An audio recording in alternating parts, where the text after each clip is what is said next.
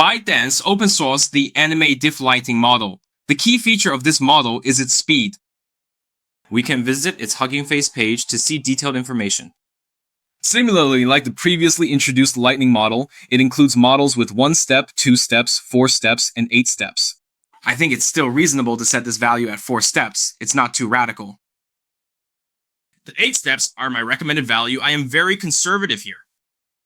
Below, you'll find some model recommendations. In the files and versions, besides the model itself, there's also a workflow provided. In the Comfy UI folder, I did a 20-second render, which took about 4 minutes at the K-sampler setting. Later on, I also added frame interpolation, which definitely improves the speed. There's no doubt about that.